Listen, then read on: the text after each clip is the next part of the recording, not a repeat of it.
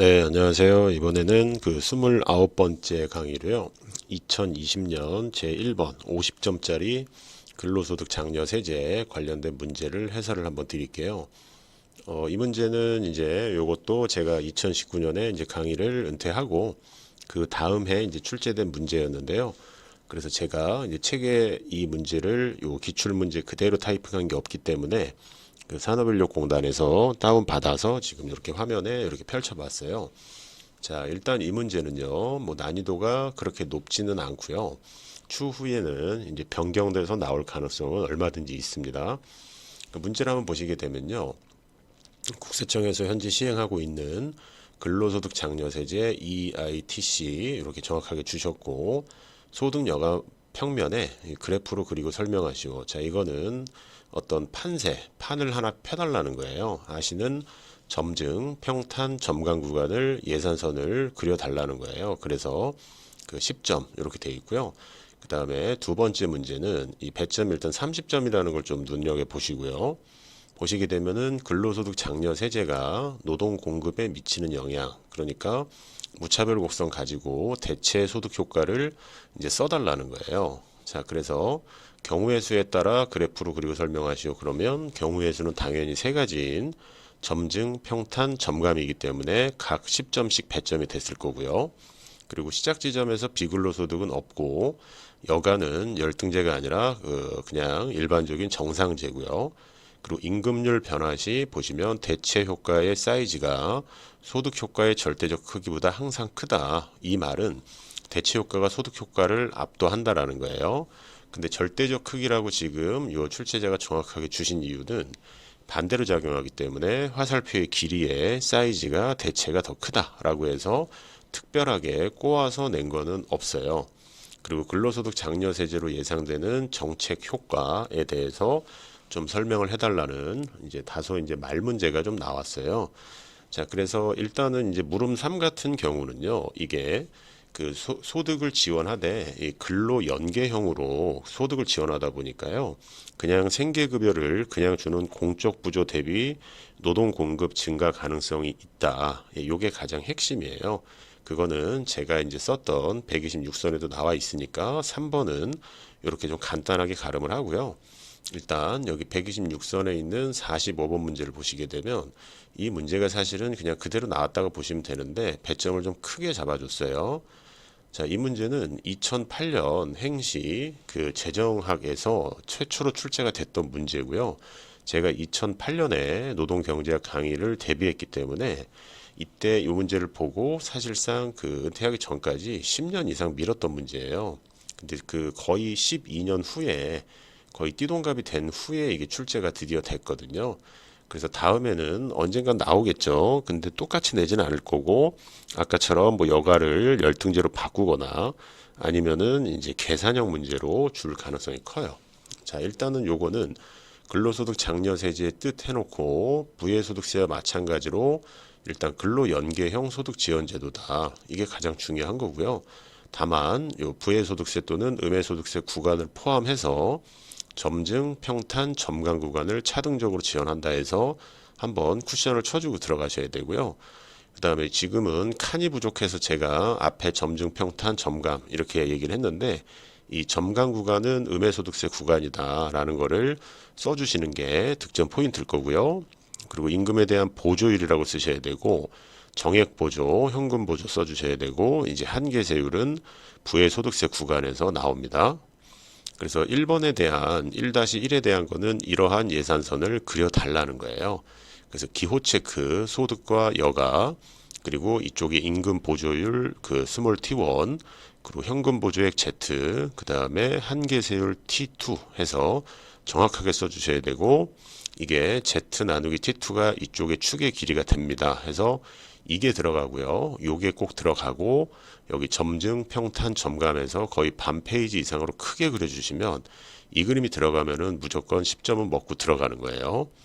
자, 그리고 이 1-2번에 대한 해설인 각 구간별로 10점씩 이제 얘기를 해주셔야 되는데 자, 이게 저는 지금 126선에서 25점으로 구성했기 때문에 이 문제에 대해서 다시 이 그림을 그리지는 않았어요. 근데 아마 우리 시험은 지금 30점으로 나왔기 때문에 다소 팔이 좀 아프더라도 다시 그려주면서 이쪽에 대해서 각 구간에 대해서 이제 그 무차별 곡선을 다시 한번 짬뽕을 해주셔야 되거든요. 저는 이제 통합으로 이렇게 그려놨는데, 자, 이렇게 통합으로 그리시고 각각 쓰셔도 되고, 조금 뭐 그 시간이 부족하겠지만 이 그림을 뭐 3번 그리는 방법도 있을 텐데, 그거는 조금 오바 같고요. 그렇게 하지 않더라도 배점은 충분히 됐을 거라고 생각을 해요. 근데 여기서 일단 대세적인 결론을 보시면, 요 점증 구간에서는 그 대체 효과가 소득 효과를 압도하니까 노동 공급 증가해요. 그리고 여기는 소득 효과만 있고 여가가 정상제이기 때문에 노동 공급 감소고요. 그리고 여기는 부의소득세가 작동하는 구간이기 때문에 대체 효과가 소득 효과를 압도하니까 감소인데, 또 여기에 스몰 소득 효과가 또 있어요. 그러다 보니까 확실하게 감소. 이렇게 해서 그 대세적인 방향을 완전히 다 답안지에 보여주셔야 되는 거예요. 그래서 제가 보통 이제 학원 있을 때 모의고사 쓸 때는 여기다가 점증 구간과 노동 공급하고 땡땡하고 감소 이렇게 적어달라고 그랬어요.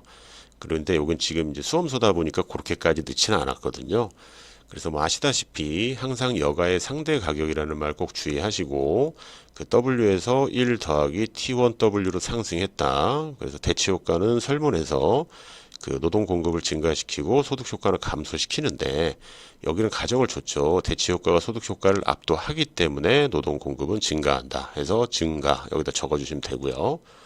그리고 평탄 구간은 보시다시피 그 소득 효과만 발생한다. 근데 이제 지금 여가가 정상제를 줬으니까 제가 따로 멘트는 달지 않았지만, 좀 더 자세하게 쓰려면 정상제인 여가라는 걸 하나 넣어주시면은 더 정확하고, 여기다 땡땡 감소 이렇게 적어주시고, 점감 구간 같은 경우는 그 여기도 결론적으로 감소지만 지금 그 여기 동그라미 1번 보시면은 여가의 상대 가격이 감소해서 대체 소득 효과가 나오고요. 이걸 소득 효과 1번이라고 설명드린 바가 있고, 현금 보조 Z가 있기 때문에 다시 소득 효과 2번 타제가 나와요. 그래서 이 세 개의 혼재된 효과는 설문에서 대체가 소득을 압도하니까 여기서 감소, 현금 보조가 한 번 더 감소시켜서 노동 공급을 추가적으로 감소시켜서 대세적인 결론은 감소, 이렇게 적어주시면 되거든요. 자, 그리고 이게 이 문제에서 나오진 않았지만 공적 부조 같은 경우는 수평의 예산선이 설계된다라는 건 아실 거고요. 그거에 비해서 모서리에 있는 사람을 이쪽으로 빼줘 가지고요. 빼줘서 노동 공급을 그 증가시킬 가능성이 있어요. 자, 그리고 세금을 지금 이쪽에서 부과를 하기 때문에 정부의 재정 수입이 늘어서 정부의 재정 지출이 감소됩니다. 이거를 제가 이제 뭐 강의할 때 공정 낙행 해가지고 여러 가지 이제 4가지 말 문제를 말씀을 드렸어요. 그리고 이건 국세청에서 지금 시행한다라고 돼 있잖아요. 국세청에서 시행을 하고 소득 자료를 가지고 그대로 하는 거기 때문에, 그리고 소득은 자진신고이기 때문에 행정 비용도 감소한다라는 그 장점이 있어요. 그래서 이렇게 뭐 3개, 4개 정도 적어 주시면은 요 말 문제도 충분히 해결이 가능하고요.